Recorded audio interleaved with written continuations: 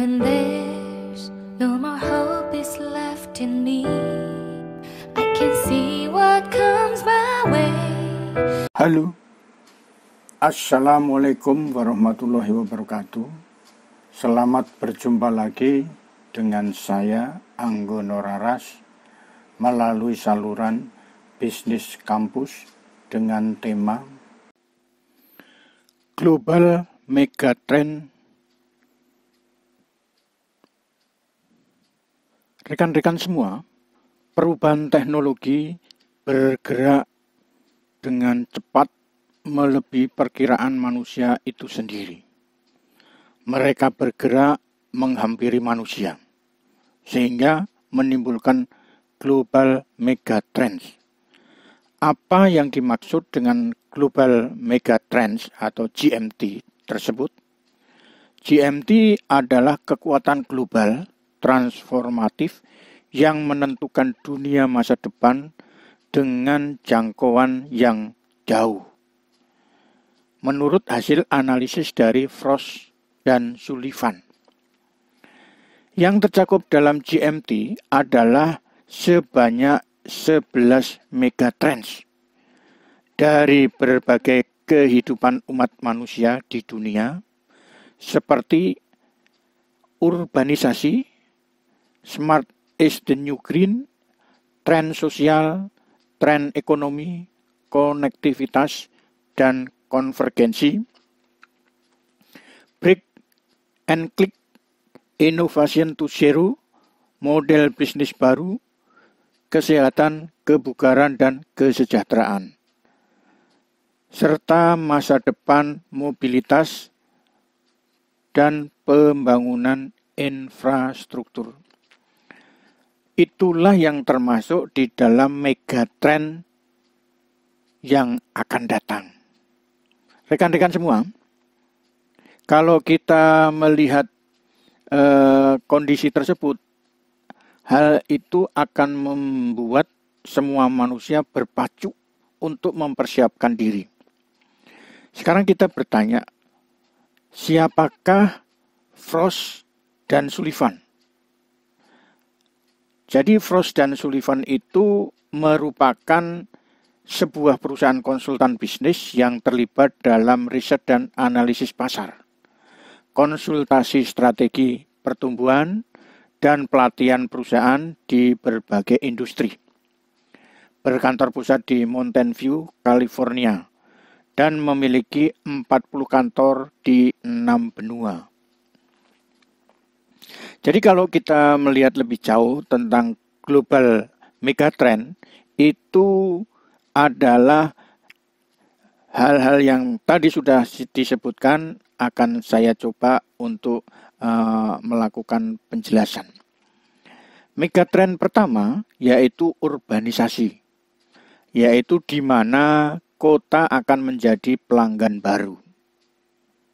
Kemudian kita masuk ke megatrend yang kedua, yaitu smart is the new green, mencakup world of smart city, smart teknologi, smart infrastruktur, smart energy, smart mobility, smart building, smart window, smart cloud, smart material, smart bandage, smart factory, dan smart meter. Jadi semuanya masuk ke dalam dunia smart. Mari kita lanjutkan lagi untuk megatrend yang ketiga.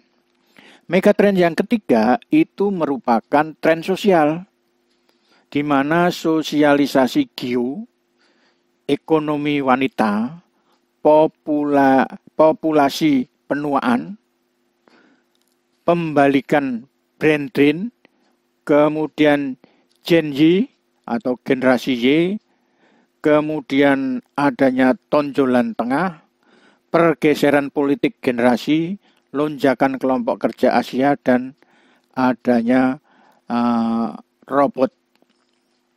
Selanjutnya kita coba akan rangkum tentang megatrend yang keempat, yaitu tentang tren ekonomi.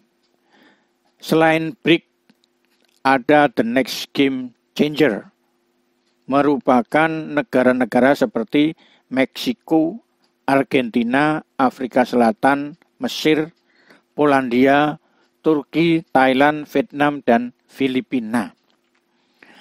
Kemudian kita masuk ke megatrend yang kelima, yaitu tentang konektivitas dan konvergensi, di mana perangkat terhubung secara augmented reality yang mempengaruhi berbagai pengalaman pribadi seperti jejaring sosial, ulasan restoran, belanja, menonton, olahraga, dan berita, serta yang lain-lainnya.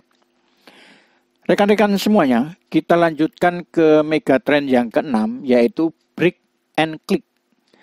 Merupakan model retail akan berkembang dari model single atau multi-channel menjadi model cross-channel. Terintegrasi, misalnya toko virtual, toko interaktif, pasar hyper online. Kemudian kita masuk ke megatrend yang ketujuh, yaitu innovation to zero, di mana zero energy building, carbon neutrality, zero defect, zero accident, zero time business, incubation, dan zero design to self, yaitu retail. Kemudian selanjutnya megatrend yang ke-8 berupa model bisnis baru, yaitu nilai untuk banyak orang, melibatkan personalisasi dan kustomisasi, penciptaan bersama, pengalaman sekali pakai, dan model bayar sesuai pemakaian. Rekan-rekan semua, kita lanjutkan ke megatrend yang ke-9. Megatrend yang ke-9 itu tentang kesehatan, kebugaran, dan kesejahteraan, di mana telah dilakukan yang namanya e-health, terapi gen, obat ajaib, kios kesehatan, teknik jaringan. Kemudian nutraceutical, wisata kesehatan, sibernetika, dan bedah non-invasif. Selanjutnya kita akan mencoba mengulas tentang megatrend yang ke-10, yaitu tentang masa depan mobilitas, di mana inovasi yang berfokus pada sisi liar untuk memenuhi kebutuhan yang tidak terpenuhi, inovasi liar seperti integrasi mobilitas, produk mobilitas baru, penggerak bermotor, mobil listrik, 2 tempat duduk, inovasi aplikasi seperti car sharing, carpooling, dan bike sharing, dan lain-lain. Secara keseluruhan, masa depan mobility adalah multimodal commuting, menggabungkan solusi door-to-door menggunakan platform mobilitas khusus. Baik, rekan-rekan, kita masuk ke megatrend ke-11, yaitu megatrend yang terakhir tentang pembangunan infrastruktur. Demikianlah sharing dari saya, mudah-mudahan bermanfaat. Terima kasih.